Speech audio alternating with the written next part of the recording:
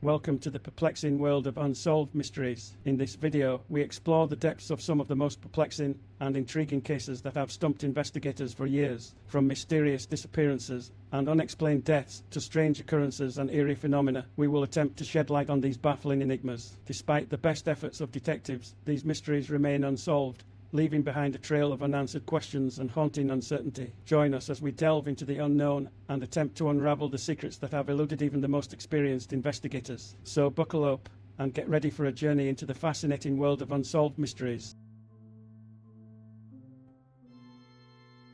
In the small coastal town of Yarmouth, a grim discovery shocked its inhabitants and stirred whispers of a malevolent presence lurking amidst the dunes.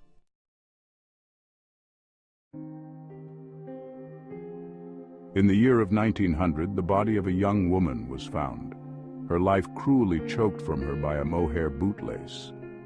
The town was in turmoil. Questions abounded and suspicion shadowed every corner.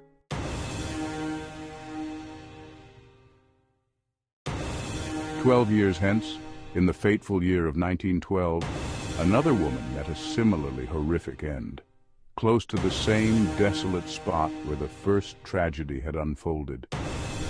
Strangled with a shoelace in what seemed to be a grim reenactment of the earlier murder, this crime shook the town to its core once more. The chilling query on everyone's lips was unavoidable. How could the same killer be responsible for both deaths when a man had already been executed for the first crime?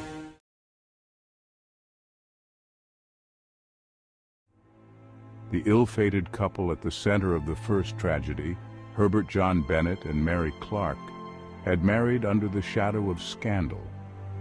At the tender age of 20, Mary had hastily wed the 17-year-old Herbert, driven by a youthful romance and an unplanned pregnancy. Their first child was stillborn, casting a pall over their nascent union, while their second was destined for orphanhood before the age of 4. The Bennetts engaged in a somewhat dubious enterprise, purchasing cheap violins and selling them as superior instruments to unsuspecting buyers. Herbert's ill-gotten gains funded a small grocery store, which mysteriously caught fire shortly after being insured, a fire from which the Bennetts reaped an acceptable profit, despite the insurance payout falling short of their expectations. A mysterious trip to South Africa added to the intrigue surrounding the couple. Leaving their young daughter behind, they embarked on a long and arduous journey to Cape Town, only to return to London after a brief 4-day sojourn. The reason for this journey remained an enigma, further clouding their already troubled relationship. Upon their return, the couple's love had waned, replaced by bitter animosity. Their landlady recalled overhearing Mary threaten Herbert with imprisonment, while he, in turn, ominously wished her dead.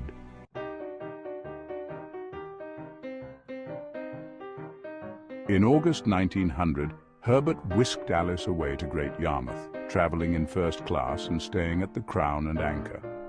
Herbert proposed, and Alice, under the illusion that Herbert was a man of means, accepted. Meanwhile, Mary, perhaps aware of her husband's seaside escapades, decided to take her own autumnal break in Yarmouth, traveling under the pseudonym Mrs.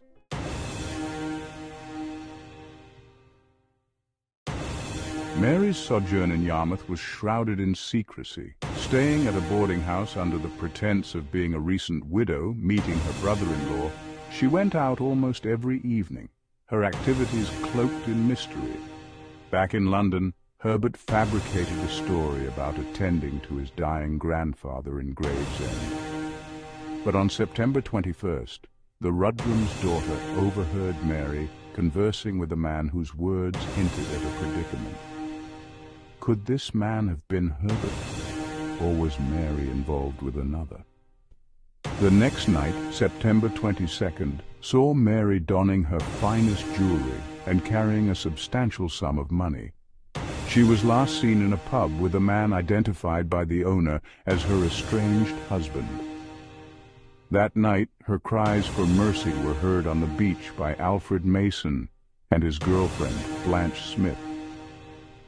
Unsettled, they left quickly, later realizing they had witnessed the last moments of Mary's life.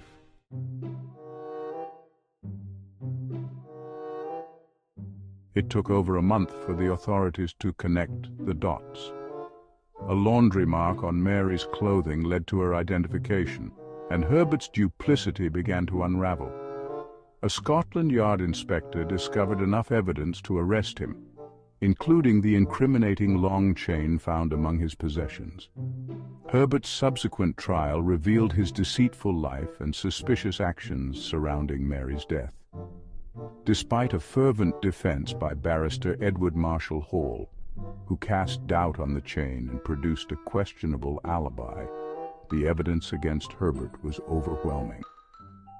Alice Meadows' testimony exposed Herbert's fabrications, and he was found guilty, maintaining his innocence until his last breath.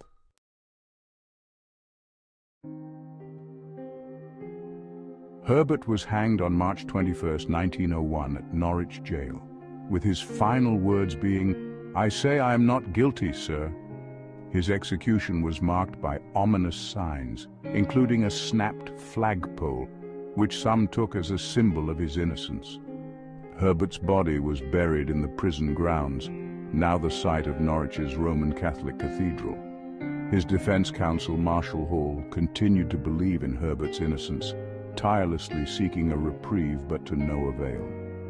Mary was laid to rest in Yarmouth's northern cemetery, her grave marked by a coffin-shaped stone.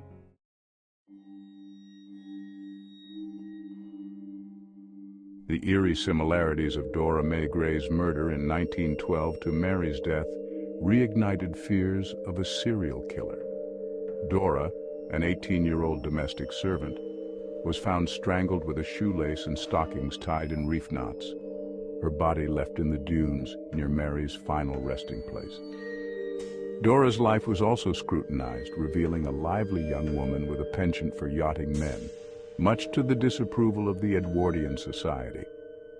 Despite exhaustive investigations, including questioning numerous suspects and dismissing several false confessions, Dora's murderer was never found.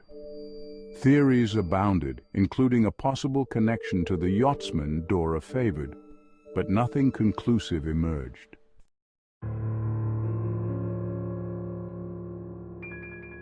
In 1965, Paul Capon's book posited that Herbert Bennett was innocent, suggesting instead that Mary's killer was a sailor she had met in South Africa and one of Dora's yachting acquaintances.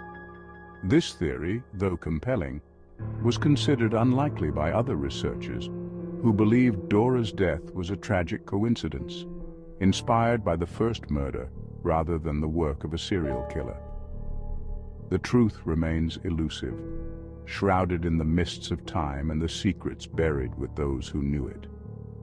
Whether a miscarriage of justice, a chilling coincidence, or the work of a copycat killer, Yarmouth's dark mystery endures, leaving us to ponder the true nature of the horrors that once stalked its sands.